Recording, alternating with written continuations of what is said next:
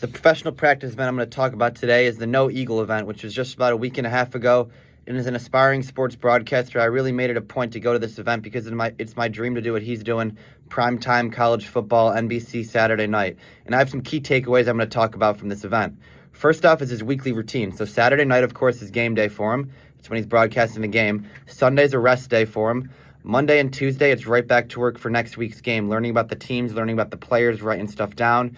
Wednesday, he meets on Zoom with the away teams, coaches, and players, writes some stuff down from the interviews. Thursday's a travel day for him.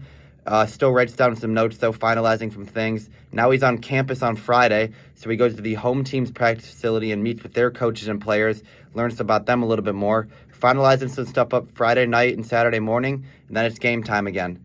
Another thing I wanted to touch on is his chart that he has for each game. So he has a huge chart that he brings to every game. One team on one side, one team on the others, whole list of every player on the team with just bullets below them about like stats or like a connection in the family or a connection to a teammate. And he highlights the big points he wants to touch on and he brings it to every game. I thought that was really cool.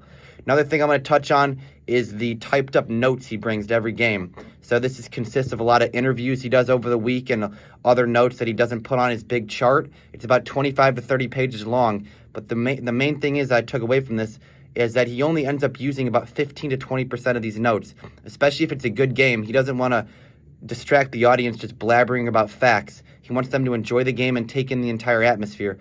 The most he'll ever use is 45 to 50% of these notes, which is when it's a really bad game and it's hard to get the audience involved because the game's pretty much already in hand and we already know who's going to win. Another thing I want to touch on is the difference between radio and TV broadcasting. So radio broadcasting, you're pretty much the eyes for the viewers. You got to talk about who's pump faking the ball, what yard line they're at, or where they are on the court, who's sacked to, who's catching the ball. But on the other side, for TV, they can see what's going on in the game. So you don't need to say everything that's going on. You just want to make your point sharp and pop. And you don't want to distract them because you want them to just take in what they're seeing.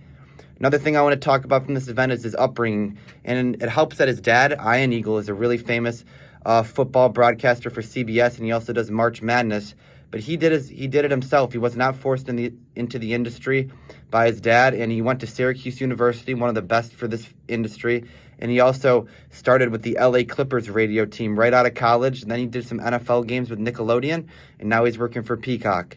Last thing I want to touch on here is just to say yes to everything. He said he had some weird offers like broadcasting an NBA 2K tournament or a dodgeball event. But he said say yes to everything because it's going to help in the future when you get to the sports you really want to do. Overall, I love this event, and I hope he comes back again when Wisconsin plays Nebraska in a couple weeks.